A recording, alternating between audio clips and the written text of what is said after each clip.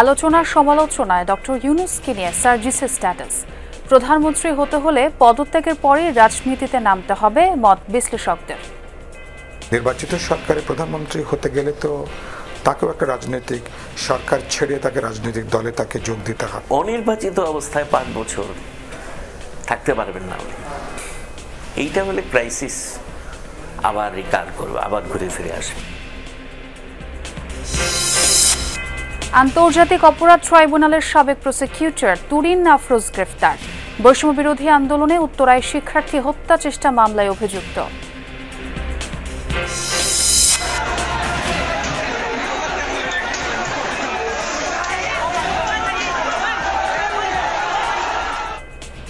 দেশের বিভিন্ন শোরুম ও ব্যবসা প্রতিষ্ঠানে হামলা ভাঙচুরের ঘটনায় হার্ডলাইনে পুলিশ। ফুটেজ দেখে সিলেটে কয়েকজনকে গ্রেফতার। আমরা এটা প্রতিহত করার চেষ্টা করেছি। পাশাপাশি আমরা এখন পর্যন্ত 3 জনকে আটক করা হয়েছে। আওয়ামী লীগ আমলে টেলিকম খাত থেকে 625 কোটি টাকা লুটে নিয়েছে সালমান সিন্ডিকেট। দুদকের শরণাপন্ন হচ্ছে বিটিআরসি। গেল 23 বছরের সুন্দরবনে 30 অগ্নিকাণ্ড। আলোর মুখ দেখেনি বেশিরভাগ তদন্ত প্রতিবেদন। চোরা শিকারী সহ মানুষের যাতায়াত নিয়ন্ত্রণের পরামর্শ। এই সমস্ত দুর্বৃত্তায়নের জন্য তাদের ইন্টারেস্ট এখানে রক্ষা হচ্ছে, বনের স্বার্থ বা দেশের স্বার্থ কিন্তু এখানে রক্ষা হচ্ছে না। এই ধরনের কর্মকর্তা যারা যুক্ত আছে এর সঙ্গে তদন্তপূর্বক তাদের বিরুদ্ধে ব্যবস্থা গ্রহণ করতে হবে।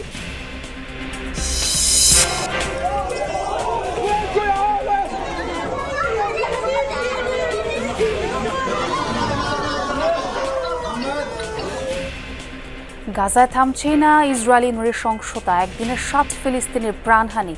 বিশ্বজুড়ে ধিক্কার বিক্ষোভের মাঝেই যুক্তরাষ্ট্রের নেতানিয়াহু।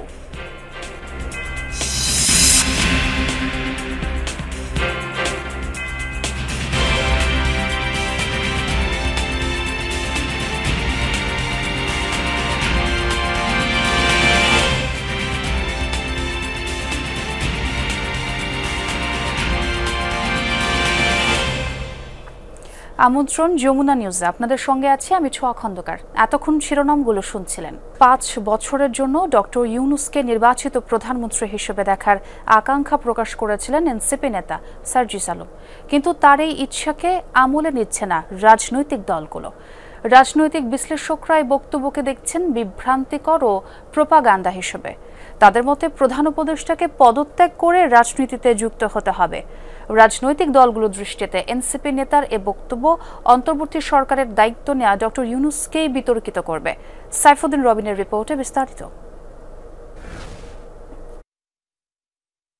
সম্প্রতি সামাজিক যোগাযোগ মাধ্যম ফেসবুকে জাতীয় নাগরিক পার্টির অন্যতম মুখ্য সংগঠক সার্জিস আলম প্রধান উপদেষ্টা ডক্টর মোহাম্মদ ইউনূসকে নিয়ে একটি স্ট্যাটাস দেন, যেখানে ডক্টর ইউনূসকে 5 বছরের জন্য নির্বাচিত সরকারের প্রধানমন্ত্রী হিসেবে দেখার আকাঙ্ক্ষার কথা জানান তিনি। প্রফেসর ডক্টর মোহাম্মদ ইউনূসকে বাংলাদেশে একটি নির্বাচিত সরকারের প্রধানমন্ত্রী হিসেবে 5 বছর হিসেবে দেখার একটা আকাঙ্ক্ষা আমার সারা জীবন থাকবে।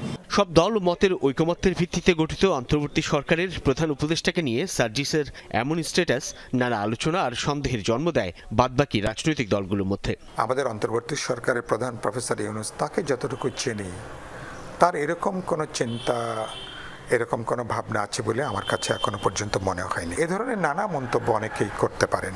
সব মন্তব্যকে আমার মনে হয় যে আমলে নেবার কোনো প্রয়োজন নেই। অভ্যুত্থানের অর্জনও অনেক সময় কিন্তু এটা কিন্তু বিসর্জনে পর্যবেসিত হওয়ার আশঙ্কা থাকে। তো সেজন্য উচিত হবে যে অতিকথনটা পরিহার করা। এই রাজনৈতিক বিশ্লেষক মনে করেন ডক্টর ইউনূসকে প্রধানমন্ত্রী পদে দেখার এই আকাঙ্ক্ষা প্রকাশ জনগণকে এক ধরনের বিভ্রান্ত করার চেষ্টা। আমরা এখনো শুনিনি ইউনূসের কাছ থেকে যে তিনি এই বিষয়ে কোনো বক্তব্য দিয়েছেন কিনা, যে 5 বছরের বিষয়ে। না দিলে আমরা মনে করছি যে তারও একটা অ্যাম্বিশন আছে তাহলে 5 বছরের ব্যাপারে, কারণ এরা তো তারই লোক। আপাতত মনে হচ্ছে তারা গভর্নমেন্টের একটা প্রপাগান্ডা মেশিন হিসেবে তারা তাদের রোল প্লে করছে। প্রপাগান্ডার উদ্দেশ্য তো তাই, বিভ্রান্ত মানে কি, পাবলিক ওপিনিয়নটাকে তার দিকে নিয়ে আসা। রাজনীতি সংশ্লিষ্টরা বলছেন সার্জিসের ইচ্ছার বাস্তবায়নের জন্য অন্তর্বর্তী সরকারের প্রধানকে দায়িত্ব ছেড়ে রাজনীতিতে সক্রিয় হতে হবে। নির্বাচিত সরকারের প্রধানমন্ত্রী হতে গেলে তো তাকেও একটা রাজনৈতিক সরকার ছেড়ে তাকে রাজনৈতিক দলে তাকে যোগ দিতে হবে। তাকে আগামী ত্রয়োদশ জাতীয় সংসদ নির্বাচনে তাকে অংশগ্রহণ করতে হবে, নির্বাচন করতে হবে, ইন্টারিম গভর্নমেন্ট ভেঙে দিয়ে রাজনৈতিক দলের নেতৃত্ব গ্রহণ করতে হবে, এর তো সমস্যা নাই। তবে অনির্বাচিত অবস্থায় 5 বছর থাকতে পারবেন না উনি। এইটা হলে ক্রাইসিস আবার রিকার করবে, আবার ঘুরে ফিরে আসবে। সার্জিসের ইচ্ছের ব্যাপারে এনসিপিও এখনও কোনো আনুষ্ঠানিক বক্তব্য দেয়নি। নির্বাচনের সুনির্দিষ্ট রোডম্যাপের দাবি জানানো দলগুলো মনে করে সময়ে সময়ে এমন নতুন ইস্যু তৈরি করা বক্তব্য জাতীয় নির্বাচন বিলম্বিত করা আর তা থেকে জনদৃষ্টি সরানোর চেষ্টা ছাড়া আর কিছুই নয়। বিশেষ কোনো অংশের প্রতি তারা ঝুঁকে পড়ছেন, তাহলে সরকারের জন্য বিপদ। সাইফুদ্দিন রবিন, যমুনা নিউজ, ঢাকা। বহুল সমালোচিত ব্যারিস্টার ও আন্তর্জাতিক ট্রাইব্যুনালের সাবেক প্রসিকিউটর তুরিন আফরোজকে গ্রেফতার করেছে পুলিশ। সোমবার দিবাগত রাত 10টা নাগাদ রাজধানীর উত্তরা বাসা থেকে গ্রেফতার করা হয় তাকে। পুলিশ জানিয়েছে, বৈষম্য বিরোধী আন্দোলনে উত্তরায় আব্দুল জব্বার নামে এক শিক্ষার্থী হত্যা চেষ্টার মামলায় তাকে গ্রেফতার দেখানো হয়েছে। সোমবার রাত 10টা রাজধানীর উত্তরার 3 নম্বর সেক্টরের 11 নম্বর রোডের বাসায় অভিযান চালায় পুলিশ। গ্রেফতার করে ব্যারিস্টার তুরিন আফরোজকে। পরে রাত 12টা নাগাদ তাকে উত্তরা পশ্চিম থানায় নিয়ে যাওয়া হয়। পুলিশ জানায়, ব্যারিস্টার তুরিন আফরোজের বিরুদ্ধে উত্তরা ও নীলফামারীতে বেশ কয়েকটি মামলা রয়েছে। তবে উত্তরা পশ্চিম থানায় বৈষম্য বিরোধী আন্দোলনে আব্দুল জব্বার নামক শিক্ষার্থীর হত্যা চেষ্টা মামলায় তাকে গ্রেফতার দেখানো হয়েছে। হত্যার উদ্দেশ্যে গুলিবিদ্ধ করিয়া মারাত্মকভাবে আহত করার যে পরিকল্পনার একটা মামলা, সেই মামলায় উনি এফআইআর নেমীয় আসামি, 30 নম্বর আসামি উনি। এই মাসে আমরা গ্রেপ্তার করেছি। হয়তো নীলফামারীতে আমাদের যতটুকু শুনেছি সেখানেও আরও তার বিরুদ্ধে মামলা রয়েছে। পুলিশ জানায়, গ্রেফতারের সময় তুরিনের কাছে থাকা ল্যাপটপ ও মোবাইল ফোন জব্দ করা হয়। অভিযোগ, এগুলোর মাধ্যমে তিনি সরকার বিরোধী কাজ করছিলেন। কোনো অবৈধ অস্ত্র বা অন্য কোনো কিছু আমরা পাইনি। আমরা একটা তার ব্যবহৃত মোবাইল এবং একটা ল্যাপটপ পেয়েছি, ওটা আমরা এনেছি, জব্দ করেছি আমরা। ব্যারিস্টার তুরিন আফরোজ আন্তর্জাতিক ট্রাইব্যুনালের পাবলিক প্রসিকিউটর ছিলেন। আজ তাকে আদালতে পাঠানো হবে, জানিয়েছে police. Hasibul Karim Bijoy, Jamuna news, Dhaka. Gaza Israeli আগ্রাসনের প্রতিবাদে রাজধানী ঢাকা সহ দেশ জুড়ে প্রতিবাদ কর্মসূচির আড়ালে কিছু সুযোগ সন্ধানী ব্যক্তি বিভিন্ন জেলায় ভাঙচুর ও লুটপাট চালিয়েছে। তাদের নিবৃত্ত করার চেষ্টা করেছে পুলিশ। চট্টগ্রামে একজনকে গ্রেফতার করা হয়েছে। সাধারণ জনগণ ও ভুক্তভোগীরা বলছেন, গাজায় গণহত্যা বন্ধের দাবিতে বিক্ষোভ হবে, কিন্তু সেটি যেন হয় শান্তিপূর্ণ। ফিলিস্তিনে দখলদার ইসরায়েলি বাহিনীর বর্বর হামলার প্রতিবাদে উত্তাল গোটা দেশ। আন্দোলনকারীদের চোখে মুখে ক্রোধ। প্রতিবাদের অংশ হিসেবে ইসরায়েলি পণ্য ধ্বংস করে তারা। অনেক জায়গায় টাকা দিয়ে পণ্য কিনে তা ধ্বংস করা হলেও চট্টগ্রামে বিভিন্ন জায়গায় দোকান থেকে জোর করে পণ্য বের করে আনা হয়। পাশাপাশি নগরীর লালখান বাজার, জিসি মোড়ে ভাঙচুর করা হয় বাটার শোরুম, কেএফসি, ডোমিনোস পিৎজার আউটলেট। আউট ডিভিশনে একজন অ্যারেস্ট হয়েছে। সবাই তো ওখানে প্রোটেস্ট করার সময় ওখান থেকে আসছে। সিসিটিভি ফুটেজ বা যেগুলো পাওয়া গেছে ওগুলো বিশ্লেষণ করে আমরা পরবর্তী ব্যবস্থা নেব। আর দোকান মালিক থেকে যদি কেউ অভিযোগ করে সেই অনুযায়ী ব্যবস্থা নেওয়া। গাজীপুরের বোর্ডবাজার এলাকায় কোক সহ সব ধরনের ইসরায়েলি পণ্য বয়কট কর্মসূচি পালন করে বিক্ষোভকারীরা। কিন্তু সেখানেও একদল উচ্ছৃঙ্খল মানুষ বিভিন্ন শোরুমে ইটপাটকেল নিক্ষেপ করে। পরে পুলিশ গিয়ে পরিস্থিতি নিয়ন্ত্রণে আনে। একই রকম ঘটনা ঘটেছে কক্সবাজার ও খুলনাতেও। শেষ হওয়ার পরে কিছু দুষ্কৃতিকারী মুখ বেঁধে সন্ধ্যা 6টা থেকে 6:30টার ভিতরে এসে আমার দোকানের ভিতরে আমরা যারা ছিলাম আমাদের আহত করে দোকানের ভিতরে ঢুকে যত প্রোডাক্ট ছিল সব নিয়ে গেছে। নগদ টাকা পয়সা এবং জুতা যা ছিল সব লুটপাট করে নিয়ে গেছে। ভাঙচুর হয়েছে সিলেটেও। কেএফসি, ডোমিনোজ, ইউনিমার্ট সহ হামলা ও ভাঙচুর করা হয় বাটা আউটলেটে। সাধারণ জনগণ বলছেন, ফিলিস্তিনের প্রতি বাংলাদেশিদের সমর্থন অকৃত্রিম। তাই গাজায় নির্বিচারে গণহত্যা বন্ধে বিক্ষোভ স্বতঃস্ফূর্ত। কিন্তু বিক্ষোভের নামে ভাঙচুর, লুটপাট ও বিশৃঙ্খলা সৃষ্টি কোনোভাবেই সমর্থনযোগ্য নয়। এ ব্যাপারে প্রশাসনকে সক্রিয় হওয়ার আহ্বান জানিয়েছেন তারা। সাইফ আহমেদ, যমুনা নিউজ। এদিকে দেশের বিভিন্ন স্থানে দোকানপাট ও ব্যবসা প্রতিষ্ঠান ভাঙচুরের সঙ্গে জড়িতদের গ্রেপ্তারের নির্দেশ দিয়েছেন পুলিশ মহাপরিদর্শক বাহারুল আলম। এরই মধ্যে সিলেটে ৩ জনকে আটক করেছে পুলিশ। সোমবার সন্ধ্যার পর থেকেই নগরীর বিভিন্ন স্থানে টহল দেয় সিলেট মেট্রোপলিটন পুলিশের সদস্যরা। এ সময় তারা বলেন, দিনভর ইসরায়েল বিরোধী বিক্ষোভের মধ্যে কেএফসি বাটাসহ বিভিন্ন স্থানে লুটপাট ভাঙচুর চালিয়েছে দুষ্কৃতিকারীরা। এতে ব্যবসায়ী ও জনগণের মাঝে আতঙ্ক ছড়িয়ে পড়েছে। জড়িতদের বিরুদ্ধে ব্যবস্থা নিতেই এ অভিযান। সিলেট মেট্রোপলিটন পুলিশের কমিশনার জানান, ভিডিও ফুটেজ দেখে ৩ জনকে শনাক্তের পর আটক করা হয়েছে। বাকিদেরও চিহ্নিত করার কাজ চলমান। বিভিন্ন সুযোগ সন্ধানী লোকজন এখানে হামলা চালিয়েছে এবং ভাঙচুর করে লুটপাটের চেষ্টা চালিয়েছে। আমরা আমাদের উপস্থিতি এবং সেনাবাহিনীর তৎপরতায় আমরা এটা প্রতিহত করার চেষ্টা করেছি। পাশাপাশি আমরা এখন পর্যন্ত ৩ জনকে আটক করা হয়েছে। তিলে তিলে নিঃশেষ হচ্ছে ঘূর্ণিঝড় জলোচ্ছ্বাস থেকে গোটা দক্ষিণ পশ্চিমাঞ্চলকে আগলে রাখা বিশ্ব ঐতিহ্য সুন্দরবন। গত 23 বছরে 30টি অগ্নিকাণ্ড দেখেছে সুন্দরবনের পূর্ব বন বিভাগ। প্রতিবারই আগুন লাগলে তদন্ত কমিটি গঠিত হয়, তবে সেগুলো খুব একটা আলোর মুখ দেখে না। ফলে একই ঘটনার পুনরাবৃত্তি হচ্ছে বছরের পর বছর। অগ্নিকাণ্ড ঠেকাতে বনের মধ্যে চোরা শিকারী সহ মানুষের অবাধ যাতায়াত বন্ধ সহ কঠোর আইন প্রয়োগের দাবি বন গবেষক, পরিবেশবাদী ও আইনজ্ঞদের। সুন্দরবন শুধু ছবি দেখে যার সৌন্দর্যের প্রকাশ বলা যায় অসম্ভব। প্রায় 10,000 বর্গ কিলোমিটার এলাকা জুড়ে সবুজ গালিচা। শুধু সৌন্দর্যই নয়, প্রাকৃতিক দুর্যোগ থেকে দেশের দক্ষিণ উপকূলকে রক্ষা করছে বিশ্বের সবচেয়ে বড় এই শ্বাসমূলীয় বন। অথচ বনের উপর অত্যাচার চলে বছর জুড়ে। প্রাকৃতিক নয়, মানুষের তৈরি দুর্যোগই সুন্দরবনকে ফেলেছে ভয়াবহ হুমকির মুখে। 2002 সালে প্রথম সুন্দরবনে মানবসৃষ্ট দাবানলের প্রমাণ মেলে। এরপরই গেল 2 যুগের বেশি সময়ে পুড়েছে ম্যানগ্রোভের শতাধিক একর বনভূমি। এখন এইটা তো একটা ষড়যন্ত্র জিনিস। এখন কেউ হতে পারে এরকমের আগুন, তাছাড়া আগুন আসবে কোথা থেকে? প্রতি বছরই এই মার্চ এপ্রিল ঠিক বর্ষার আগে এই গরমের সময় এই আগুনগুলো লাগানো হয়। কোনো পদক্ষেপ গ্রহণ করা হয়নি বিধায় কিন্তু এই বারবার আগুন লাগছে বলে মনে করি। গত 23 বছরে 30টি অগ্নিকাণ্ড দেখেছে সুন্দরবনের পূর্ব বন বিভাগ। প্রতিবারই আগুন লাগলে তদন্ত কমিটি হয়, আসে সুপারিশও, তবে সেগুলো খুব একটা আলোর মুখ দেখে না। ফলে ঘটনার পুনরাবৃত্তি ঘটছে বছরের পর বছর। স্থানীয়রা বলছেন, অসাধু মাছ ব্যবসায়ী মৌয়ালদের অসাবধানতা সহ আরও কিছু কারণে বারবার ঘটে অগ্নিকাণ্ড। 3 অফিসে হয়তো কিছু টাকা দেয় বা যারা চুরি করে ধরে, যে বিলে যারা আগুন লাগাইছে এরা চুরি করে মাছ ধরে। রাজনৈতিক নেতা, তারপর বন বিভাগকে মনে করেন টাকা পয়সা দিয়ে তারপর লাগে। যাদের টাকা আছে তারা ধরতে পারে, যাদের টাকা নাই তারা ধরতে পারে না। এই যখন অবস্থা, তখন বন বিভাগের ভূমিকা কি? অনেকগুলো বিষয়কে সাথে নিয়ে সামনে নিয়ে আমরা তদন্ত কমিটি এগিয়ে যাচ্ছে। সুপারিশের ভিত্তিতে আমরা কিছু কাজও করেছি। আমরা ইতিমধ্যে বাংলাদেশ পানি উন্নয়ন বোর্ডের সাথে চুক্তি করেছি, MOU করেছি। অগ্নিকাণ্ডের পুনরাবৃত্তি ঠেকাতে চোরা শিকারী সহ মানুষের অবাধ যাতায়াত বন্ধ ও শুষ্ক মৌসুমে কঠোর নজরদারির দাবি সংশ্লিষ্টদের।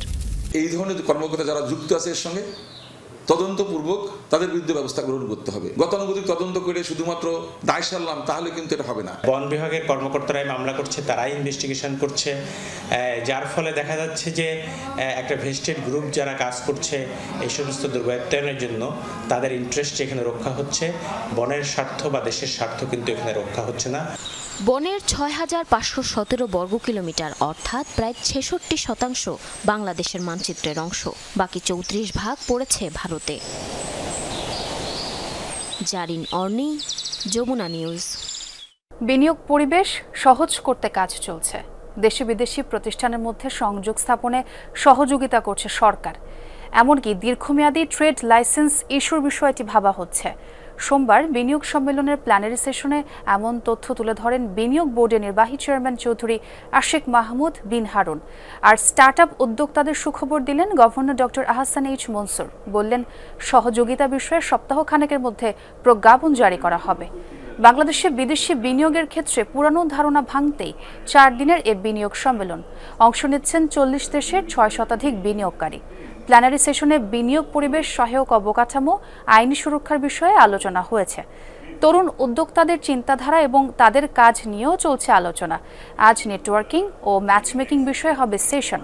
আর বুধবার ইনভেস্টমেন্ট সামিটের উদ্বোধন করবেন প্রধান উপদেষ্টা ডক্টর মোহাম্মদ ইউনূস। স্টার্টআপ প্রকল্পে 900 কোটি টাকার ফান্ড গঠনের সিদ্ধান্ত নিয়েছে বাংলাদেশ ব্যাংক। খুব শিগগিরই জারি হবে প্রজ্ঞাপন।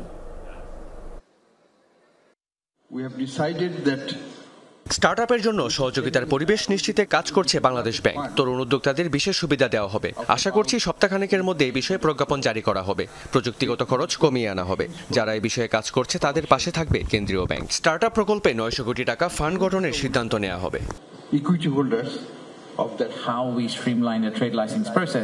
বিনিয়োগ পরিবেশ সহজ করতে কাজ চলছে। দেশি বিদেশি প্রতিষ্ঠানের মধ্যে সংযোগ স্থাপনে সরকারের পক্ষ থেকে সহযোগিতা করা হচ্ছে।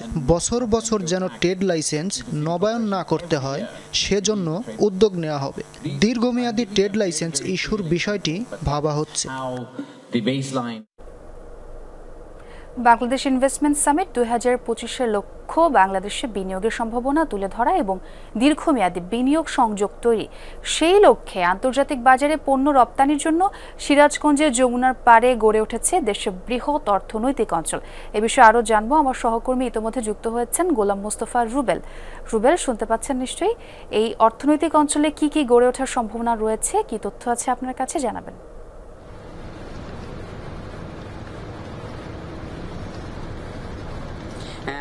ইতিমধ্যেই কিন্তু সিরাজগঞ্জের সেই অর্থনৈতিক অঞ্চলটি প্রস্তুত করা হয়েছে। দেখানোর চেষ্টা করবে, দেখতেই পারবেন অর্থাৎ প্রায় 70% কাজ কিন্তু ইতিমধ্যেই শেষ হয়ে গেছে। অর্থাৎ পুরোটাই প্রস্তুত করে রাখা হয়েছে এই অর্থনৈতিক অঞ্চলকে। অর্থাৎ এখানকার বিনিয়োগকারীরা যারা রয়েছেন তারা কিন্তু এখানে বিনিয়োগ করতে অনেকটা আগ্রহ প্রকাশ করেছেন এবং অনেক বিনিয়োগকারী কিন্তু ইতিমধ্যে এখানে চলে এসেছেন এবং তারা বিভিন্ন প্লট কিন্তু এখানে তারা নিয়েছেন এবং ইতিমধ্যে তারা সেই এখানে বিনিয়োগ করার জন্য যে সমস্ত কার্যক্রমগুলো তারা কিন্তু শুরু করেছেন। ইতিমধ্যে আপনি জানেন যে চীন, যুক্তরাজ্য, ভারত, সিঙ্গাপুর এবং জাপান বেশ কয়েকটি রাষ্ট্রের কিন্তু আসলে এখানকার যারা বিনিয়োগকারী তারা কিন্তু এসেছেন এবং তারা এই আমাদের এই অর্থনৈতিক অঞ্চলটি দেখে তারা অত্যন্ত খুশি হয়েছেন এবং বেশ কিছু প্লটও তারা ইতিমধ্যে নিয়েছেন। অর্থাৎ আগামী বছরের মধ্যে যেন এখানে তারা সেই উৎপাদনে যেতে পারে সেই দিকে কিন্তু তারা অনেকটাই লক্ষ্য রাখছেন। এদিকে কিন্তু আসলে আপনারা জানেন যে ঢাকায় বাংলাদেশ বিনিয়োগ উন্নয়ন কর্তৃপক্ষ বিডার যে সম্মেলনটি হচ্ছে সেই সম্মেলনে কিন্তু প্রায় 550 জনেরও বেশি বিদেশি বিনিয়োগকারী তারা কিন্তু এখানে এসেছেন। সারা বাংলাদেশ মোট প্রায় 2300 বিনিয়োগকারী কিন্তু তাদের সেই নিবন্ধন করে আজকে তাদের সেই যে সম্মেলন সেটি কিন্তু অনুষ্ঠিত হচ্ছে এবং এই নিবন্ধনের মধ্যে এবং সম্মেলনের মধ্যে দিয়ে বাংলাদেশে নতুন একটি অর্থনীতির যে চাকার একটি উন্নয়ন ঘটবে এবং সেই অর্থনীতির চাকার গতিশীল বাড়বে এবং সেই গতিশীলের বড় একটি সাক্ষী হবে এবং বড় একটি অর্থ যোগান এবং বড় একটি কর্মসংস্থানে যোগান দেবে এই সিরাজগঞ্জের অর্থনীতি অঞ্চল, এমনটা কিন্তু মনে করছে এখানকার যারা মূলত এই অর্থনীতি অঞ্চলের কর্তৃপক্ষ রয়েছেন তারা। তবে বাংলাদেশ বিনিয়োগ উন্নয়ন কর্তৃপক্ষ বিডা তারা বলছেন যে সিরাজগঞ্জের এই অর্থনীতি অঞ্চলটি বাংলাদেশের বড় একটি সুফল বয়ে নিয়ে আসবে। অর্থাৎ এই আমাদের এই অর্থনীতি অঞ্চল প্রায় লক্ষাধিক মানুষ কিন্তু আসলে এখানে কর্মসংস্থানের সুযোগ পাবে এবং এই অর্থনীতি অঞ্চল যখন পুরোপুরি চালু হবে তখন শুধু বাংলাদেশের অর্থনীতি চাকার গতিশীল এতটাই বৃদ্ধি হবে যা কিনা আসলে অন্যরকমভাবে যারা বিনিয়োগকারী তারা মনে করছেন যে এই অর্থনীতি অঞ্চল থেকে বাংলাদেশের অর্থনীতির চাকাটা অনেকটাই গতিশীল হবে এবং এতে করে বাংলাদেশের উন্নয়নের বড় একটি খাত হয়ে দাঁড়াবে এই অর্থনীতি অঞ্চল, এমনটাই কিন্তু মনে করছে এখানকার যারা বিনিয়োগকারী পাশাপাশি যারা এই অর্থনীতি অঞ্চলের সাথে সংশ্লিষ্ট তারা। সোয়া, জি ধন্যবাদ রুবেল যোগ দেওয়ার জন্য। জেলার উন্নয়ন সভার পর আবারও নতুন স্বপ্নে বিভোর মুন্সিগঞ্জ জেলাবাসী। স্বরাষ্ট্র উপদেষ্টার প্রতিশ্রুতি অনুযায়ী দ্রুতই জেলায় নির্মিত হবে মেডিকেল কলেজ। সে সাথে 4 লেনের সড়ক, 2টি ব্রিজ এবং খাল উদ্ধারের আশ্বাসও দেন তিনি। দ্রুততম সময়ের মধ্যে প্রকল্পগুলো বাস্তবায়নের দাবি স্থানীয়দের। রাজধানী ঢাকার অদূরে পদ্মা ও মেঘনা নদী বেষ্টিত জেলা মুন্সিগঞ্জ। 16 লাখ মানুষের বসবাস।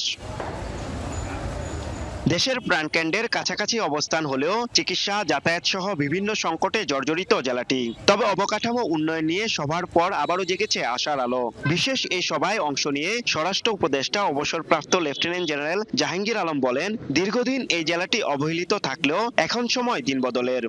যদিও এটা ঢাকার সবচেয়ে নিকটে, বাট এটা অনেক সময় এটা কিছু কাজ হয় নাই, এটা কিছু অবহেলিত একটা এলাকা ছিল। এটারে কিভাবে আমরা অল্প সময়ের ভিতর কিছু একটা কাজ করতে পারি, এই জন্য এখানে আমরা সবাই সমবেত হওয়া। তা আমাদের এখানে একটা মোটামুটি একটা ডিসিশন হয়েছে যে আমরা একটা খুব তাড়াতাড়ি এখানে যেন একটা মেডিকেল কলেজ করা যায়। এই জন্য জেলা প্রশাসকের কার্যালয়ে অনুষ্ঠিত সভায় স্বরাষ্ট্র উপদেষ্টা বলেন, শ্রীনগর থেকে সদরে প্রবেশের জন্য নির্মাণ করা হবে 4 লেনের সড়ক। 2 মাসের মধ্যে শুরু হবে মেডিকেল কলেজের নির্মাণ কাজ। এছাড়াও বেশ কিছু প্রকল্পের ব্যাপারে আশ্বাস দেন তিনি। শিল্প কলা একাডেমি যেটা, এগুলি কত তাড়াতাড়ি রিপেয়ার করে এটাকে ব্যবহারে উপযোগী করা যায় এই জন্য আলোচনা হয়েছে। তারপরে যে আপনাদের এই কাটাখালী খালটা এটারে কিভাবে ভালোভাবে করা যায় এই জন্য আলোচনা। উপদেষ্টার আশ্বাসের পর নতুন স্বপ্ন দেখছে জেলাবাসী। দ্রুত সব প্রকল্প বাস্তবায়নের দাবি তাদের। আমরা আশাবাদী যে মেডিকেল কলেজ এবং রাস্তাঘাট উন্নয়ন এবং মুন্সিগঞ্জ জেলায় যে শিল্পকলা একাডেমি, এগুলো উন্নয়নমূলক যে কাজগুলো করা দরকার। যে প্রতিশ্রুতি দিয়েছে একটা মেডিকেল কলেজ এবং বিভিন্ন উন্নয়নমূলক কাজকর্মের, আমরা মুন্সিগঞ্জবাসী তাদের পাশে থেকে এই উন্নয়ন কাজকর্মগুলো বাস্তবায়ন করার সার্বিক সহযোগিতা করব। সবাই শিল্প এবং সংস্কৃতি বিষয়ক উপদেষ্টা সহ উপস্থিত ছিলেন নৌবাহিনী প্রধান ও সরকারি বিভিন্ন দপ্তরের কর্মকর্তারা। এই পরিকল্পনাগুলো প্রণয়ন হলে আর প্রস্তাবনা বাস্তবায়ন হলে অচিরেই এর সুফল ভোগ করবে জেলার মানুষ, এমনটাই প্রত্যাশা এখন সকলের। আরাফাত রায়হান সাকিব, যমুনা নিউজ, মুন্সিগঞ্জ। পুরুষদের সঙ্গে তাল মিলিয়ে সাতক্ষীরায় মাঠের কাজেও সমান পারদর্শী নারীরা রোদে পুড়ে করছেন ধান কাটার মতো কষ্টের কাজ। তবে পুরুষদের তুলনায় পারিশ্রমিক কম পাওয়ার অভিযোগ তুলেছেন জীবন সংগ্রামে লিপ্ত এই নারীরা। প্রচণ্ড তাপে হাঁসফাঁস জনজীবন, তবুও পরিবার সচল রাখতে হাতে তুলেছেন কাস্তে। সাতক্ষীরার মাঠে মাঠে বড় মৌসুমে এমন চিত্রের দেখা মেলে।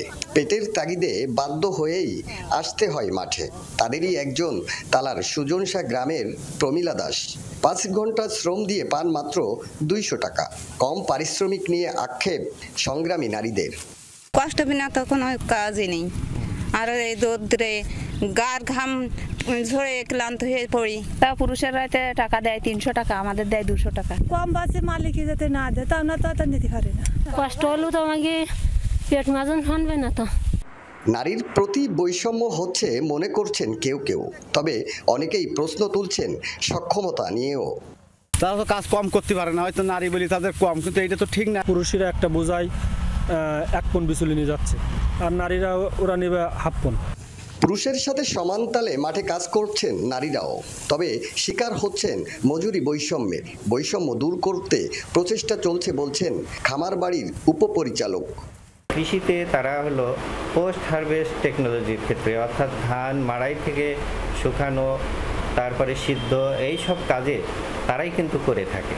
তারপরে এই বৈষম্যটা আমাদের দেশের আসলে প্রথাগত হয়ে গেছে।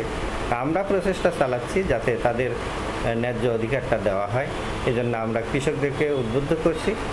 জেলায় এবছর 80,755 হেক্টর জমিতে বোরোর আবাদ হয়েছে, ফলনও চমৎকার। মজুরি বৈষম্য দূরীকরণে দৃষ্টিভঙ্গির পরিবর্তন জরুরি বলে মনে করছেন সচেতন মানুষ। পুরুষের সঙ্গে সমান তালে মাঠে কাজ করছেন নারীরাও, তবে শিকার হচ্ছেন মজুরি বৈষম্যের। পুরুষ শাসিত এই সমাজে মজুরি বৈষম্য দূরীকরণে দৃষ্টিভঙ্গির পরিবর্তন জরুরি বলে মনে করছেন সচেতন মানুষ। আকরামুল ইসলাম, যমুনা নিউজ, সাতক্ষীরা। হলুদের বাণিজ্যিক চাষাবাদ জনপ্রিয় হচ্ছে রাঙামাটিতে। পাহাড়ের অনুকূল আবহাওয়া এবং মান ভালো হওয়ায় দেশ জুড়ে এই হলুদের চাহিদাও বেশি। রাঙামাটির কয়েকটি স্থানে বসে হলুদের জমজমাট হাট। দেশের বিভিন্ন প্রান্ত থেকে আসেন ব্যাপারীরা। জুম চাষে উৎপাদিত হলুদ শুকিয়ে তোলা হয় বাজারে। রং আর মান ভেদে দাম মন প্রতি 6 থেকে 7 হাজার টাকা। শুধু রাঙ্গামাটির কুতুকছড়ি নয়, হলুদের এমন হাট বসে জেলার কাপ্তাই, লংগদু ও নানিয়ারচরের বেশ কিছু বাজারে। চৈত্র বৈশাখ মাসে লাগানো চারা থেকে 10 মাসেই পাওয়া যায় ফলন। উৎপাদন খরচ কম, স্বল্প পরিশ্রমের লাভও বেশি। মান ভালো হওয়ায় দেশের নামকরা মশলা বাজারজাতকারী কোম্পানিগুলোর প্রথম পছন্দ পাহাড়ের হলুদ। এবার সারের উচ্চ মূল্যের কারণে উৎপাদন খরচ বেশি, ফলে কাঙ্ক্ষিত লাভ হবে না বলে শঙ্কা চাষিদের। যেভাবে চাষ করে এভাবে আমাদের যা উৎপাদন হয়, উৎপাদনের চাইতে বাজারে বিক্রি করার পরে আমাদের চাহিদা অনুসারে হয় না। স্থানীয় চাহিদা মিটিয়ে পাহাড়ের হলুদ যায় ঢাকা, চট্টগ্রাম সহ দেশ জুড়ে দূর দূরান্ত থেকে আসেন ক্রেতারা। ঢাকা, চিটাং, কুমিল্লা, নানান দেশে, বাংলাদেশের বিভিন্ন অঞ্চলে এগুলা প্যাকিং করে সেল দেওয়া হয়। বাইরের মালের থেকে অনেক সরস পাউডারটা, এই জন্য এটার চাহিদা অনেক সময় বেশি। এই মালের চাহিদাটা ভালো, গুণগত মান ভালো। লাভজনক হওয়ায় পাহাড়ে দিন দিন বিস্তৃত হচ্ছে হলুদের বাণিজ্যিক চাষাবাদ।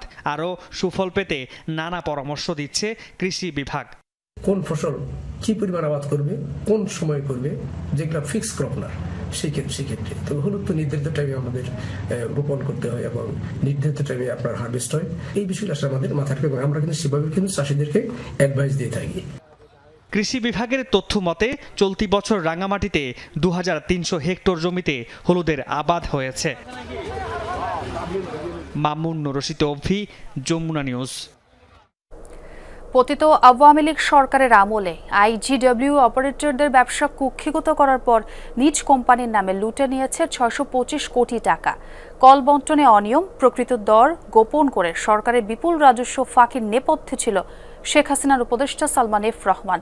এসব বিষয়ে ব্যবস্থা নিতে দুদকের শরণাপন্ন হতে যাচ্ছে বিটিআরসি। পতিত আওয়ামী লীগ সরকারের আমলে আন্তর্জাতিক কল পরিচালনায় নিয়োজিত আইজিডব্লিউ অপারেটরদের ব্যবসা কুক্ষিগত করেন সালমান এফ রহমান। গড়ে তোলেন আইজিডব্লিউ ফোরামের নামে দুর্ভেদ্য এক সিন্ডিকেট। এই আইওএফ চক্র হাতিয়ে নিয়েছে 625 কোটি টাকা। এই খাতে শৃঙ্খলা আনার জন্য একসময় আইওএফ গঠন করা হলেও তাদের কার্যক্রমে অস্বচ্ছতা পাওয়া গেছে। তার মানে গেটওয়ে পুরো টাকাটা কালেক্ট করে বাকিদেরকে ডিস্ট্রিবিউট করে দেয়। এই জায়গায় একটা বিশৃঙ্খলা ছিল একসময়। এই শৃঙ্খলা মানে ফিরিয়ে আনার জন্যই অ্যারেঞ্জমেন্টগুলো করা হয়েছিল, বাট অ্যারেঞ্জমেন্টগুলোর কাছে মাঝখানে কিছু ফাঁকটাক রয়ে গেছিল। সালমানের করা অনুশাসনে 5 বছরে সব আইজিডব্লিউ অপারেটরকে প্রতি মাসে বিপুল পরিমাণ অর্থ পাঠাতে হতো তার মালিকানাধীন বেক্সিমকো কম্পিউটার লিমিটেডে। অথচ এই প্রতিষ্ঠানেরই নেই কোনো আইজিডব্লিউ পরিচালনার লাইসেন্স। মার্কেট ডেভেলপমেন্টের নামে টাকা আদায় করা হলেও তা কোথায় ব্যবহার করা হয়েছে তা জানেন না আইজিডব্লিউ অপারেটররা। এখন যে প্রতিষ্ঠানের মাধ্যমে গিয়েছে এখন সেই প্রতিষ্ঠানের প্রতিনিধি সেটা বলতে পারবে। ধরেন আমরা তো আর এই বিষয়ের সাথে সংশ্লিষ্ট ছিলাম না। এখানে বলা হতো যে কিছু ফান্ড, এখানে কথা ছিল যে এটা ইললিগাল ভিওআইপি কে রোধ করার জন্য কিছু এক্সপেন্সেস এখানে ছিল, আলাদাভাবে নেওয়া হতো এটি প্রতিষ্ঠানের মাধ্যমে। তো সেই এক্সপেন্সেসগুলো আর আমরা এর মধ্যে রাখছি না। রাজনৈতিক প্রভাব খাটিয়ে গত 16 বছরে আইজিডব্লিউ লাইসেন্স হাতিয়ে নেন একাধিক আওয়ামী লীগের প্রভাবশালী নেতা। সরকারের রাজস্ব এবং মোবাইল অপারেটরদের বিপুল পরিমাণ ন্যায্য হিস্সা অনাদায়ী রেখেই শত শত কোটি টাকা হাতিয়ে নিয়ে ব্যবসা বন্ধ করে দেন তারা। ঠিক এ সময় দৃশ্যপটে নতুন করে ছক কষেন শেখ হাসিনার উপদেষ্টা সালমান এফ রহমান। মোবাইল অপারেটরদের বকেয়া পরিশোধ, অবৈধ ভিআইপি বন্ধে উদ্যোগ, এমন সব দায় নেওয়ার প্রতিশ্রুতি দিয়ে সরকারের কাছ থেকে আইওএফ গঠনের অনুমোদন করিয়ে নেন তিনি। এরপর আন্তর্জাতিক কল থেকে প্রাপ্ত অর্থের 4% অর্থ হাতিয়ে নিয়ে গড়ে তোলা হয় মার্কেট ডেভেলপমেন্ট ফান্ড। মোবাইল অপারেটররা বলছেন এই ফান্ড থেকে তাদের প্রাপ্য বকেয়ার 320 কোটি টাকার মধ্যে কোনো অর্থই পরিশোধ করা হয়নি। আমাদের কাছে যেহেতু প্রমিসটা ছিল যে আমাদেরকে এই টাকার একটা কন্ট্রিবিউশন আমাদেরকে দেওয়া হবে যাতে আমরা লস না করি, এবং সেই কারণেই বলা হয়েছিল যে আইএফটা তৈরি হয়েছে। বাট আমরা দেখেছি উদ্দেশ্যের সাথে কিন্তু আসলে আলটিমেটলি এটার কোনো মিল নেই এবং সম্পূর্ণ একটা অস্বচ্ছ একটা প্ল্যাটফর্ম নাম দিয়ে এটাকে কন্টিনিউ করা হয়েছে এবং যেটা এখনও কন্টিনিউ আছে। সো এটা আমাদের কাছে খুব আশ্চর্যের বিষয় যে এটা কিভাবে এখনও কন্টিনিউ করে। বর্তমানে এই তহবিলে পড়ে আছে মাত্র 5 কোটি 32 লাখ টাকা। বিপুল পরিমাণ টাকা একটি প্রতিষ্ঠানের মাধ্যমে ব্যয় করার বিষয়ে স্বচ্ছতার অভাব আছে বলে জানিয়েছে বিটিআরসির কমিশন সভা। তদন্তের জন্য দুর্নীতি দমন কমিশনের কাছে চিঠি পাঠানোর সিদ্ধান্ত নিয়েছে বিটিআরসি। মাসুদুজ্জামান রবিন, যমুনা নিউজ, ঢাকা। গাজায় অব্যাহত ইসরায়েলি তাণ্ডব। গেল 24 ঘন্টায় নেতানিয়াহু বাহিনীর হামলায় প্রাণ গেছে আরও 60 ফিলিস্তিনির। মঙ্গলবার গাজা সিটিতে ইসরায়েলি বিমান হামলায় নতুনভাবে 5 জন প্রাণ হারান। যুদ্ধবিরতি চুক্তির তোয়াক্কা না করেই উপত্যকায় চালানো হচ্ছে নির্বিচার বোমা বর্ষণ। গাজার বিভিন্ন স্থানে ফাইটার জেট সহ মোতায়েন করা হয়েছে ভারী যুদ্ধযান। এর আগে দেইর আল বালা, খান ইউনিস সহ গাজার বিভিন্ন স্থানে বিমান হামলা চালায় আইডিএফ। প্রাণ হারায় কমপক্ষে 12 ফিলিস্তিনি। গেল মাসে ইসরায়েলের যুদ্ধবিরতি চুক্তি লঙ্ঘনের পর থেকে গাজায় বাস্তুচ্যুতের সংখ্যা 4 লাখের কাছাকাছি। 1.5 বছর ধরে চলমান আগ্রাসনে মৃত্যু হয়েছে 1.5 লক্ষের বেশি মানুষের। শিশুদের জন্য যেন জাহান্নাম গাজা উপত্যকা, যেখানে নিরাপদ নয় মায়ের কোলও। ইসরায়েলি বর্বরতায় সেখানে প্রতিদিনই মৃত্যু হয় বহু শিশুর। প্রাণে বাঁচলেও জীবনভর বইতে হয় পঙ্গুত্ব বা হামলার ক্ষত। তাদেরই একজন 6 বছরের গাদা দাবেজ ইসরায়েলি বোমায় ডান হাত হারিয়েছে সে। কিছুক্ষণ আগেও যে হাতে পুতুল খেলা হতো সেই হাতটি আর নেই। চিরতরে হারিয়ে গেছে নৃশংস বোমার আঘাতে। অমলিন হাসিমাখা মুখে ভর করেছে বিষাদের কালো ছায়া। বিশ্ব মানবতাকে যেন নীরবে ভৎসনা করছে 6 বছর বয়সী ফিলিস্তিনি শিশুটির উদ্ভ্রান্ত এ দৃষ্টি। সব হারিয়েও বেশ খুশি মনেই আশ্রয় কেন্দ্রের প্রাঙ্গণে দোল খেলছিল শিশুটি। তবে বেশিক্ষণ স্থায়ী হয়নি অবুঝ শিশুটির এ আনন্দ। ইসরায়েলি বোমার আঘাতে নিমেষেই ছিন্নভিন্ন হয়ে যায় তার ডান হাত। শিশু বয়সেই বরণ করে নিতে হয় আজীবনের পঙ্গুত্ব। আমি দোলনায় খেলছিলাম, হঠাৎ বোমা পড়ে এই যে এখানে আঘাত পাই, তারপর আমার হাত কেটে ফেলতে হয়েছে। কোনো আশ্রয় নিরাপদ নয়, না হাসপাতাল, না ঘরবাড়ি, না বাজার। ওরা কিসের অপেক্ষা করছে? ওদের চাওয়াটা কি? আমরা চাই এই ভয়ঙ্কর যুদ্ধ থেমে যাক, যাতে আমাদের শিশুরা আর এমন ভয়াবহ আঘাত না পাক, আর কোনো শিশুর অঙ্গহানি না হোক। এ গল্প শুধু একটি শিশুর নয়, এমন হাজারো ফিলিস্তিনি শিশুর জীবন নষ্ট হচ্ছে প্রতিদিনই। পিতামাতা উভয়কেই হারিয়েছে প্রায় 40,000 শিশু। প্রাণপ্রতিম কুণ্ডু, যমুনা নিউজ। গাজার প্রতি সংহতি জানিয়ে বিশ্বব্যাপী চলমান বিক্ষোভের মাঝেই ওয়াশিংটন সফর করছেন ইসরায়েলি প্রধানমন্ত্রী বেনিয়ামিন নেতানিয়াহু। মধ্যপ্রাচ্য সহ নানা ইস্যুতে মার্কিন প্রেসিডেন্ট ডোনাল্ড ট্রাম্পের সঙ্গে বৈঠক করেন তিনি। বৈঠকে আবারও গাজা পুনর্গঠনের নামে উপত্যকার নিয়ন্ত্রণ নেওয়ার ইচ্ছা প্রকাশ করেন মার্কিন প্রেসিডেন্ট। ট্রাম্পের দাবি, ফিলিস্তিনিদের উচ্ছেদ করে অন্য দেশে সরালে গাজায় মুক্ত অঞ্চল তৈরি হবে, যেখানে আর কোনো হত্যাযজ্ঞ ঘটবে না। এছাড়া যুদ্ধবিরতি ইস্যুতেও হয় দুই নেতার আলোচনা। এর আগে ট্রাম্প প্রশাসনের মধ্যপ্রাচ্য বিষয়ক প্রতিনিধি স্টিভ উইটকফের সঙ্গে বৈঠক করেন নেতানিয়াহু। গাজায় ইসরায়েলি আগ্রাসনের প্রতিবাদে সোমবার তুরস্ক, আলজেরিয়া, তিউনিসিয়া, লেবানন সহ বিশ্বের বেশ কয়েকটি দেশে বিক্ষোভ হয়েছে।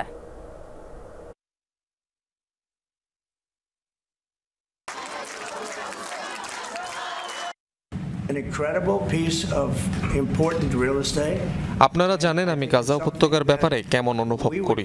আমি মনে করি এটি আবাসন ব্যবসার জন্য গুরুত্বপূর্ণ একটি স্থান। যুক্তরাষ্ট্রের মতো একটি শান্তি বাহিনী গাজার নিয়ন্ত্রণ এবং মালিকানা নিলে ভালোই হবে।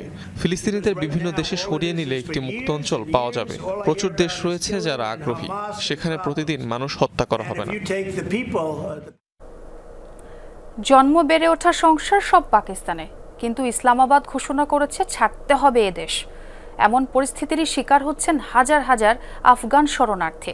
বৈধ কাগজপত্র না থাকায় তাদের পাকিস্তান ছাড়া নির্দেশ দেয় দেশটির সরকার। সময় বেঁধে দেওয়া হয় 10 এপ্রিল পর্যন্ত, কিন্তু সে সময় ফুরানোর আগেই শুরু হয়েছে উচ্ছেদ অভিযান। জন্মভূমির সংজ্ঞা কি? এক জীবনে মানুষের কতবার জন্মভূমি পাল্টায়? পাক আফগান সীমান্তের এই দৃশ্য দেখলে এসব প্রশ্নের উত্তর পাওয়া যেন খুবই কঠিন। যে দেশে জন্ম, বেড়ে ওঠা, সংসার, হঠাৎ ঘোষণা এলো ছাড়তে হবে সেই ভূমি। বলা হলো সেই দেশের নাগরিক তারা নন। এমনটাই ঘটছে হাজার হাজার আফগান শরণার্থীর জীবনে। 1979 সালে সোভিয়েত যুদ্ধের সময় বহু আফগান শরণার্থী আশ্রয় নেন পাকিস্তানে। দেশটির সীমান্ত এলাকায় গড়ে ওঠে বিভিন্ন শরণার্থী শিবির। সেখানে জন্ম হয় বহু আফগান শিশুর। শৈশব কৈশোর পার করে পরিণত বয়সে পৌঁছেছেন তারা। তবে পাকিস্তানে জন্ম হলেও এসব আফগানকে শরণার্থী হিসেবেই দেখছে ইসলামাবাদ। সম্প্রতি নেওয়া হয় তাদেরকে আফগানিস্তানে ফেরত পাঠানোর উদ্যোগ। মনে প্রাণে একজন পাকিস্তানি আমি। আফগানিস্তানে যেতে চাই না। সেখানে গিয়ে আমি কি করব? আমার ঘর আছে এখানে। পাকিস্তানি ভাইদের সাথে অনেক খুশি আমি। তারা আমার সাথে ভালো ব্যবহার করে।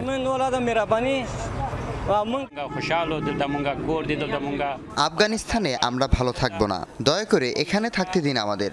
ওখানে গেলে তারা আমাদের আফগান বলে মেনে নেবে না, বলবে পাকিস্তানি এসেছে।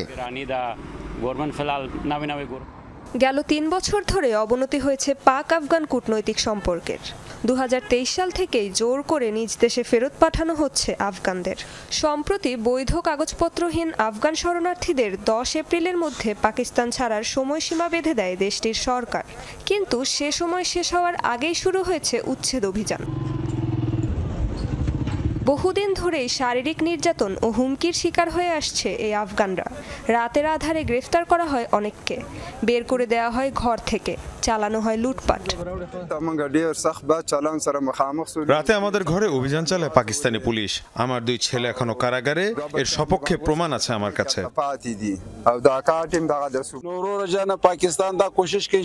30-35 বছর ধরে পাকিস্তানে থেকেছি আমরা। স্ত্রী কন্যাদের নিয়ে আমাকে দেশ ছাড়তে বাধ্য করেছে তারা। আমার 2 ছেলেকে এখনো বন্দী করে রেখেছে। বিভিন্ন সংস্থার জরিপ বলছে বর্তমানে পাকিস্তানে প্রায় 30 লাখ আফগানের বসবাস। শরণার্থী, রাজনৈতিক আশ্রয় সহ বিভিন্ন মর্যাদা নিয়ে বসবাস করছেন তারা। রেজওয়ানা সাইমা, যমুনা নিউজ। যুদ্ধ বন্ধে যখন চলছে কূটনৈতিক দৌড়ঝাঁপ, তখন ইউক্রেনের সেনাবাহিনীতে তরুণদের যোগদানের হিড়িক পড়েছে। বিপুল অঙ্কের বেতন সহ নানা সুযোগ সুবিধা দিচ্ছে সরকার। যদিও ইউক্রেনীয়দের দাবি অর্থের জন্য নয়, দেশপ্রেম থেকেই তারা কাজ করতে আগ্রহী। যুদ্ধ বন্ধ নিয়ে অনিশ্চয়তা থাকায় নতুনদের এরই মধ্যে সামরিক প্রশিক্ষণ দেওয়া শুরু করেছে কিয়েভ।